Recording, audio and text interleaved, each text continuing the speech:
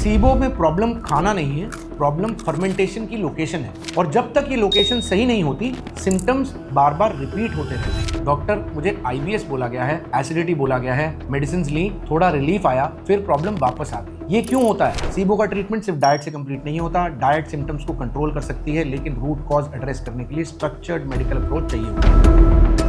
अगर आपको रोज ब्लोटिंग होती है, गैस इतनी होती है कि दिन भर डिस्कम्फर्ट रहता है, कभी कॉन्स्टिपेशन, कभी लूज मोशंस होते हैं, और सबसे फ्रस्ट्रेटिंग चीज, आप हेल्दी खाना खाते हो फिर भी सिम्टम्स ठीक नहीं होते, तो प्रॉब्लम आपके खाने में नहीं है, प्रॉब्लम आपके गट माइक्रोबायोम में है। और बहुत केसेस में ये एक स्पेसिफिक कंडीशन होती है जिसे हम कहते हैं सीबो, यानी small intestinal bacterial overgrowth. Simple language में समझाऊं तो बैक्टीरिया गलत जगह पर ग्रो कर रहे हैं, और जब बैक्टीरिया गलत जगह पर ग्रो करते हैं तो वो सिर्फ गैस नहीं बनाते, वो आपका न्यूट्रिशन चुरा लेते हैं, आपकी एनर्जी डिसरप्ट करते हैं, आपको कंफ्यूज कर देते हैं कि एक्चुअल प्रॉब्लम है क्या। क्लिनिक में पेशेंट्स अक्सर मुझे बोलते हैं, डॉक्टर मुझे आईबीएस बोला गया है, एसिडिटी बोला गया है, मेडिसिन ली, थोड़ा रिलीफ आया, फिर प्रॉब्लम वापस आ गई। ये क्यों होता है? क्योंकि आपकी रूट कॉज एड्रेस नहीं हुई है। और ये समझना जरूरी है कि गट एक सिंपल डाइजेशन ट्यूब नहीं है, ये बॉडी का लार्जेस्ट इम्यून इंटरफेस है, और यहीं से आपकी एनर्जी, इम्यूनिटी और मेंटल क्लैरिटी कंट्रोल होती है। मैं हूं डॉक्टर शुभम वत्सया,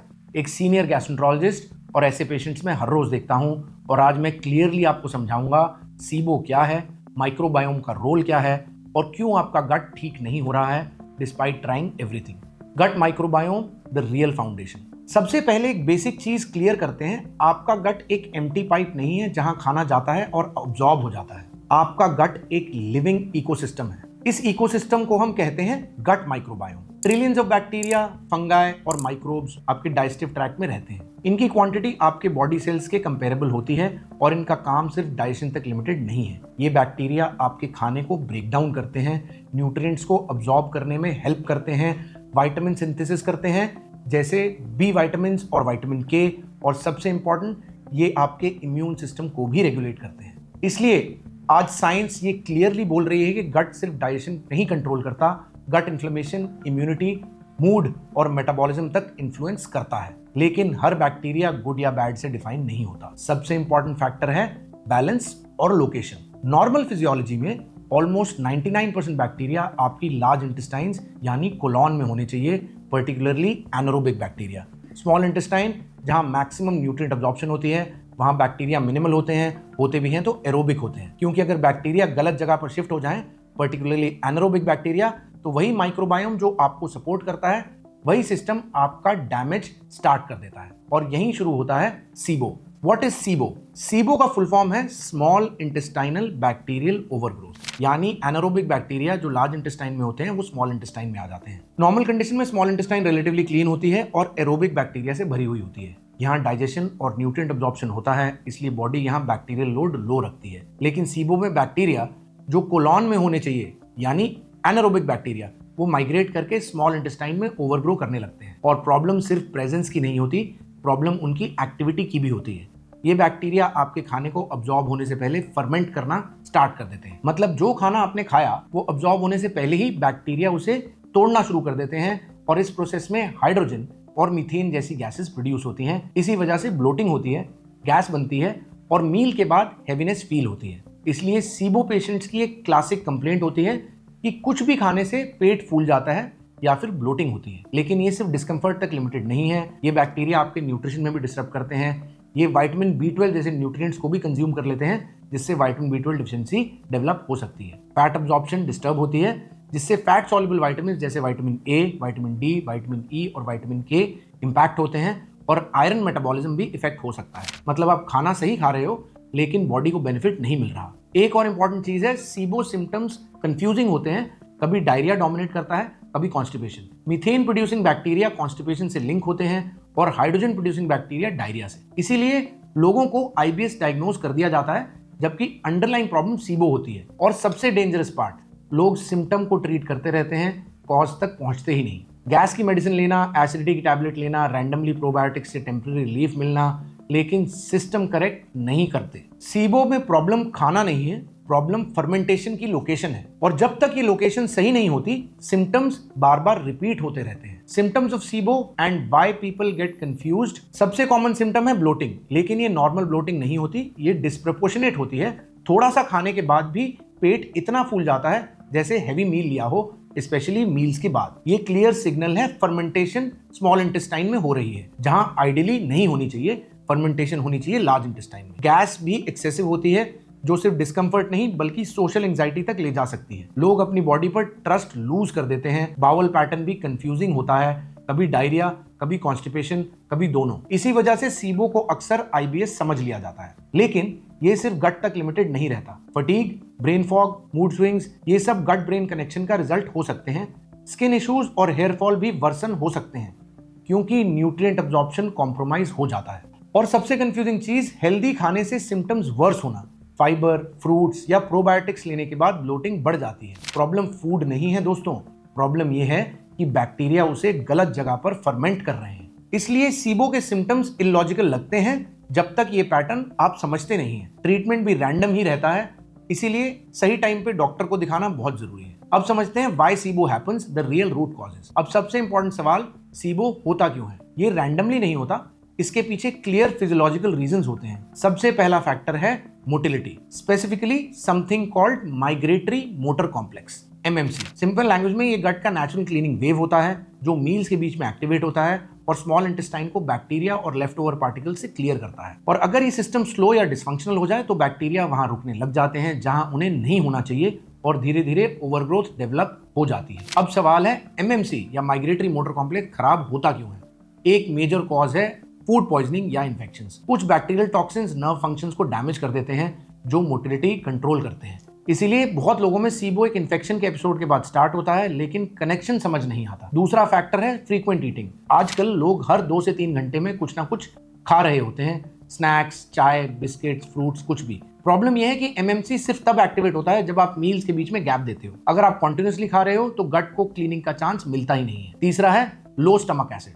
स्टमक एसिड एक नेचुरल डिफेंस है जो अनवांटेड बैक्टीरिया को डिस्ट्रॉय करता है, लेकिन जब लोग लॉन्ग टर्म एंटासिड्स या पीपीआई या गैस की दवाई यूज करते हैं, ये नेचुरली एसिड प्रोडक्शन को लो करता है, तो बैक्टीरिया आराम से सर्वाइव करके स्मॉल इंटेस्टाइन तक पहुंच जाते हैं। चौथा है इनएडवर्टेंट एंटीबायोटिक यूज। एंटीबायोटिक्स सिर्फ गट बैक्टीरिया को डिस्टर्ब ही नहीं करते, हार्मफुल भी होते हैं, बेनिफिशियल बैक्टीरिया को डिस्ट्रॉय भी करते हैं। इससे माइक्रोबायोम इम्बैलेंस क्रिएट होता है जो सीबो का ग्राउंड रेडी कर सकता है। और एक फैक्टर जो लोग इग्नोर कर देते हैं वो है chronic stress. Stress gut brain axis को डायरेक्टली इफेक्ट करता है, मोटिलिटी स्लो हो जाती है, डाइजेशन कॉम्प्रोमाइज होती है और इन्फ्लेमेशन पाथवेज एक्टिवेट हो जाते हैं। सीबो सिर्फ गैस की प्रॉब्लम नहीं है, ये एक सिस्टम फेलियर है जहां मोटिलिटी, एसिड, बैक्टीरिया और लाइफस्टाइल सब कंट्रीब्यूट कर रहे होते हैं। और जब तक आप इन रूट कॉजेज को एड्रेस नहीं करते तब तक सिर्फ सिम्टम कंट्रोल से लॉन्ग टर्म सोल्यूशन कभी नहीं मिलता। अब सबसे प्रैक्टिकल पार्ट, आप क्या करें, क्या खाएं और क्या अवॉइड करें।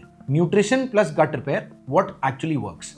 सीबो के साथ सबसे बड़ा मिस्टेक लोग ये करते हैं कि वो रैंडम डाइट्स फॉलो करने लगते हैं, कभी कीटो, कभी डिटॉक्स, कभी सिर्फ सैलेड्स, कभी सिर्फ सूप्स। लेकिन प्रॉब्लम ये है कि बिना मैकेनिज्म समझे डाइट चेंज करना और ज्यादा कंफ्यूजन क्रिएट करता है।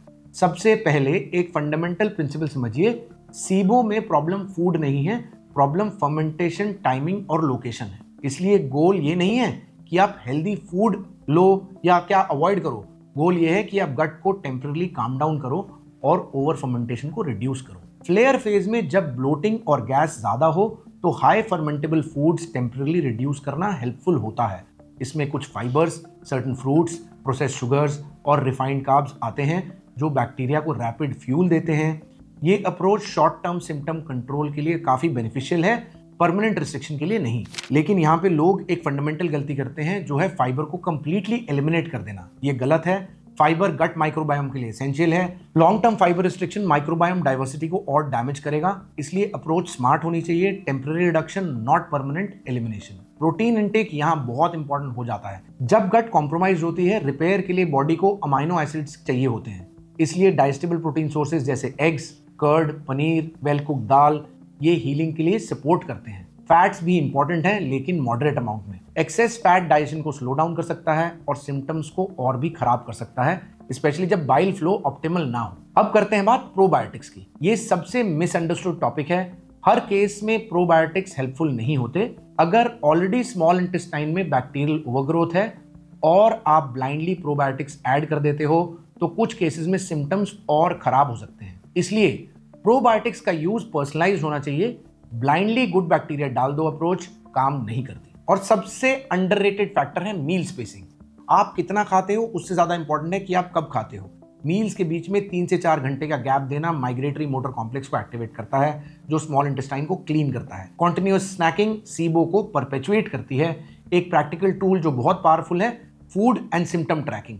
आप क्या खाते हो, उसके बाद क्या फील करते हो, ये नोट करना आपको अपने पर्सनल ट्रिगर समझाने में हेल्प करता है। क्योंकि सीबो में यूनिवर्सल डाइट एग्जिस्ट नहीं करती, अब बात करते हैं ट्रीटमेंट और लॉन्ग टर्म अप्रोच क्या होनी चाहिए। ट्रीटमेंट, सीबो का ट्रीटमेंट सिर्फ डाइट से कंप्लीट नहीं होता। डाइट सिम्टम्स को कंट्रोल कर सकती है, लेकिन रूट कॉज एड्रेस करने के लिए स्ट्रक्चर्ड मेडिकल अप्रोच चाहिए होती है। डायग्नोसिस के लिए कॉमनली ब्रेथ टेस्ट यूज किया जाता है, जहां हाइड्रोजन और मीथेन गैस लेवल्स को मेजर किया जाता है। ये कंफर्म करता है कि ओवरग्रोथ किस टाइप का है, क्योंकि हाइड्रोजन डोमिनेंट और मीथेन डोमिनेंट सीबो का बिहेवियर और ट्रीटमेंट अप्रोच अलग हो सकता है। ट्रीटमेंट में एंटीबायोटिक्स का रोल होता है, लेकिन ये रैंडम नहीं होते। टारगेटेड थेरेपी दी जाती है जो स्पेसिफिक बैक्टीरियल ओवरग्रोथ को रिड्यूस करती है। लेकिन यहाँ एक इंपॉर्टेंट बात है कि एंटीबायोटिक्स सिर्फ बैक्टीरिया को टेम्पररी रिड्यूस करते हैं। अगर आपने अंडरलाइन कॉज जैसे मोटिलिटी इशू, मील पैटर्न, स्ट्रेस इनको करेक्ट नहीं किया तो रिकरेंस ऑलमोस्ट सर्टन है। इसलिए सीबो का रियल ट्रीटमेंट 3 पिलर बेस्ड होता है: बैक्टीरियल कंट्रोल, मोटिलिटी करेक्शन और लाइफस्टाइल डिसिप्लिन। सीबो एक ऐसी कंडीशन है